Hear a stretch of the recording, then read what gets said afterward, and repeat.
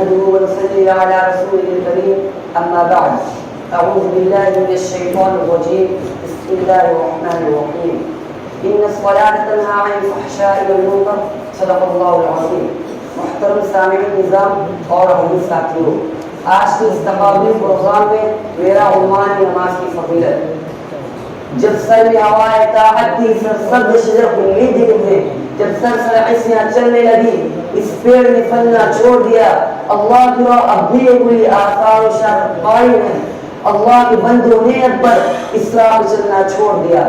برادران ملت اسلامیہ، خالق السماوات والارض نے امت مسلمہ اور اپنے حبیب و حسین کائنات صلی اللہ علیہ وسلم کو بے بہا نعمتوں سے نوازا اور ہمیشہ تحفوں سے سرفراز فرماتا رہا.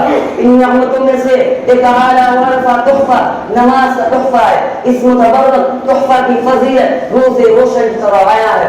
اللہ تعالیٰ نے حج کو فرض پر نازل فرمایا، روزے کو فرض پر نازل فرمایا، زکوٰۃ کو بھی فرض پر نازل فرمایا، ایمان کو بھی فرض پر نازل فرمایا، تمام احکام کو فرض پر نازل فرمایا. لیکن جب نماز کی باری آئی تو رب کائنات نے اپنے محبوب محسن انسانیت صلی اللہ علیہ وسلم سے فرمایا، ہم آپ کو یقین کی تحفہ دینے والے ہیں. یہ تحفہ بہت اعلیٰ ہے، یہ تحفہ بہت عرفہ ہے اور اعلیٰ عرفہ شے کو اعلیٰ جگہ عطا کیا جاتا ہے. لہذا نماز کو اشیلائی پر بلا کر عطا کیا گیا.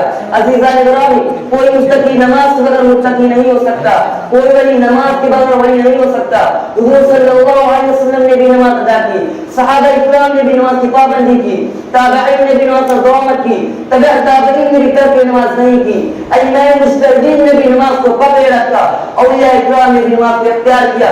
کوئی بتا دے کہ کسی نبی نے نماز ترک کی ہو اور نبی بن گیا ہو. نماز ہے ہی ایسا تحفہ جس سے شیطان کا مطالعہ ہو جاتا ہے. برادران ملت، نماز ہی فیصلہ کرتا ہے کون متقی، کون شقی، کون انسان، کون شیطان، کون مسلم، کون غیر مسلم. یہ امتیاز صرف اور صرف نماز ہی سے ظاہر ہوتا ہے. حضرت جابر رضی اللہ تعالیٰ عنہ فرماتے ہیں کہ محسن انسان صلی اللہ علیہ وسلم نے ارشاد فرمایا، بین العبد و بین الکفر ترک الصلاۃ، بندے اور کفر کے درمیان صرف اور صرف نماز کا ترک کرنا ہے.